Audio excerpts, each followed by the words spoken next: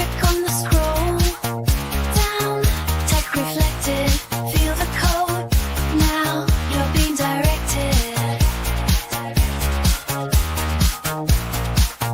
Frank's world on your screen. I'm never alone. Insights in a stream. In the digital zone. Frank's world on your screen. I'm never alone. Insights in a stream. In the digital zone. All right, hello and welcome. My name is Frank Lydia, and you can follow me where else. And with me, I have a special guest here today.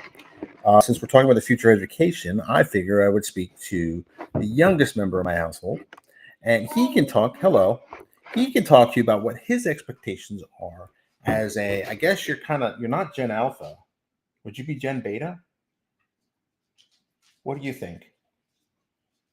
So I've been traveling quite a bit. Last week I was in Philadelphia. I really wanted to do a live stream, but by the time I got there with traffic, I was not in any condition to do a live stream. However, yes. So I'll keep him in frame in case he has something he'd like to add to the conversation. Do you have anything you'd like to add to the conversation? No. So one of the things I did in my talk, I delivered 3 talks. One was a hands-on lab with Instruct Lab, which is RHEL AI or Red Hat Enterprise Linux AI. And I also gave 2 talks, one on the importance of open source and the other on Red Hat's AI platform, kind of all up. But one of the things that I did point out in my talk, if you did attend, let me know in the comments below, was the idea that I have 3 kids, and each one is a slightly different generation, I suppose, or more to the point, each one of them came of age or grew up. Well, not really come of age, but like really kind of came into their own, so to speak. In different eras of technology. So my oldest was really kind of the iPad generation, right? He was the one that I had at the time I was doing Windows 8 evangelism and such. And at the time, if it wasn't a touchscreen, to him it was broken. Whether it was a phone, or more to the point, he would go to the television and try to touch the screen and stop it or pause it or click on the little buttons on our Roku. And he would turn to me and say, "Broken." I know, he was very upset. My second child, he grew up in the age of Alexa. Now, I don't want to say her name too loud, otherwise she'll think I'm talking to her.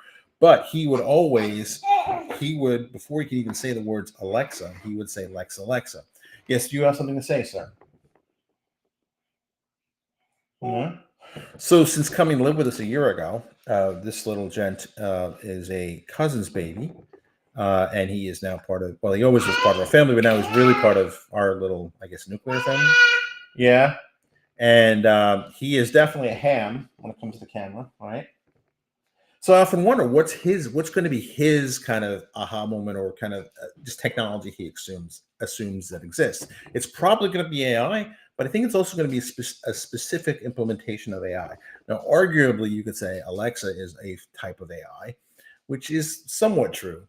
But I think here, where the rubber's really going to meet the road here is something called NotebookLM. Whether it's going to be NotebookLM or something like it, I think remains to be seen. But let me show you just a little bit of demonstration here. So I'm going to share my entire screen. Oops. Share my entire screen. And I think this is really going to transform education in a way we can't even imagine just yet. So I'm going to go to Restream.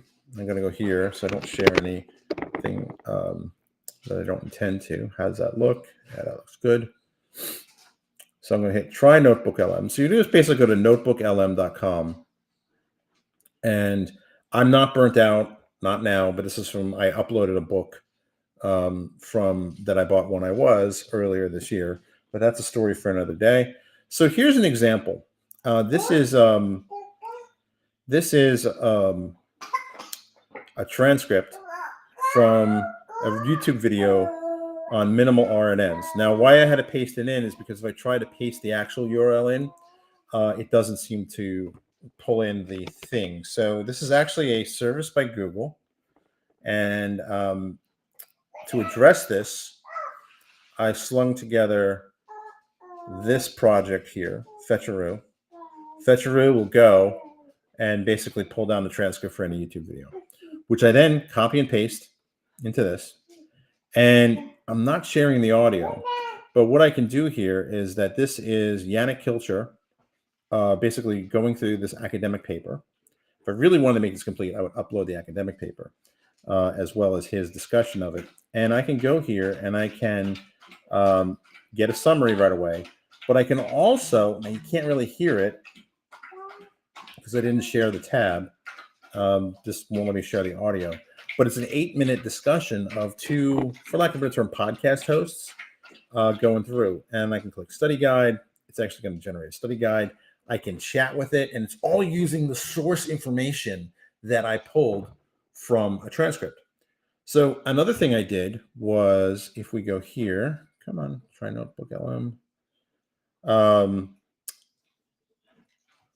I took a blog post from Andy, basically fed it. Here's the source, right?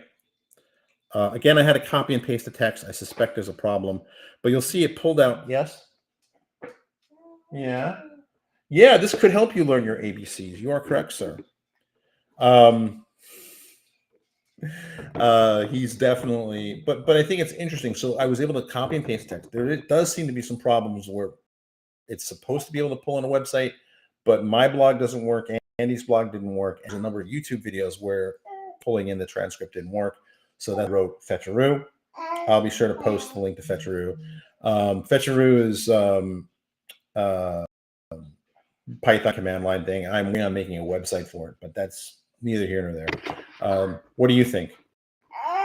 Yeah. So the whole notion, I think the whole magic here isn't so much the fact that it created this interactive. Actually, if you look at a recent LinkedIn post I did, the audio from that did come from this, where I was examining something that Candace Kahuli wrote. I took the transcript from her YouTube video about AI fatigue, and you get this really rich interactive conversation that shockingly it sounds very natural. Like it could easily be on a talk radio or a blog or a podcast, and it's talking about the materials that you feed it. And it's amazing how helpful that is when you're trying to learn a new topic. So for instance, today, Yannick's video his videos are always awesome, but this particular one was 27 minutes long, and I had to get some kids to Taekwondo. So rather than sit through the entire video, basically before I left the house, I kicked off this process to generate an audio for it, and I had a 6-minute distillation of the process. Now, when I went back and I watched the entire video, it made a lot more sense to me.